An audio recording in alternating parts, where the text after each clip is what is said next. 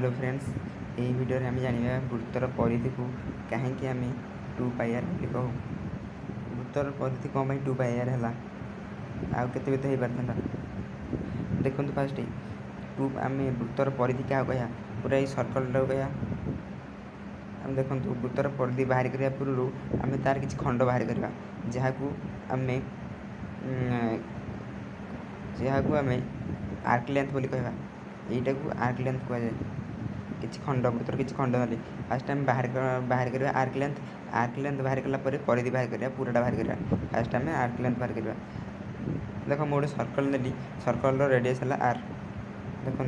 Circle radius है are एवं से जो थीटा एंगलटा सृष्टि कर आम थीटा बोली कहले एंगल को नहीं गले थीटा एवं रेडियस को नहीं गले आर ए बी जो रेखाखंड रहा यहाँ ए बी रेखाखंड आपको आम कह कोड लेंथ आपको कह कोड लेंथ एगोटा आउ जो रहा यहाँ ए बी चापटा यहीटा को ने ए बी चाप ए बी चापटा को आम कह आर्क लेंथ फास्ट आम आर्क लेंथ बाहर करवा आर्क लेंथ के बाहर करवा आर्क लेंथ बाहर कर सूत्र हूँ आर थीटा आम जो आर दे रेडियस को मल्टीप्लाई करवा थीटार थीटार मल्टीप्लाई कले बाहर जाओ आमर ए बी चाप है देख ये थीटा जो 90 डिग्री दे था ये जो एंगल थीटा 90 डिग्री हम 90 डिग्री देते कौन हम 90 डिग्री आर थीटा आर है रेडियस थीटा आर थीटा सूत्र पकईद आर थीटा है आम थीटा को रेडियन रे मेजर करवा मेजर कर 90 डिग्री ठीक कले π/2 हो 2 है आर थीटा हेल्ले π/2 आर जगह थीटा आर जगह आर रहा थीटा जगह π/2 आर आ थीटा जगह आम 180 डिग्री ताको रेडियन रे कन्वर्ट कले पाए हेल्ले चाप कौन हो चाप है ए बी चाप हो πr हम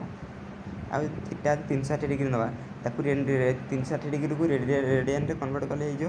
2π हो गले आम पकईद ए बी चाप बाहर कर ए बी चाप हो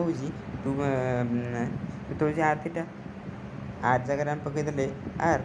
एवं थीटा जगह पकईदे 2π मैंने 360 डिग्री से आमर होगला ए बी चापटा होगा 2πr पूरा चाप ये सर्कल एवं जापारे वृत्तर परिधि कहीं 2πr बोली कहुए आउ 2π न कहीकि आउ कौन भी कही पारि πr तो कही पारि π/3 आर कही पारि आम कहीं 2πr कहले कारण थीटा ये 360 डिग्री नौ से परिधि हो 2πr।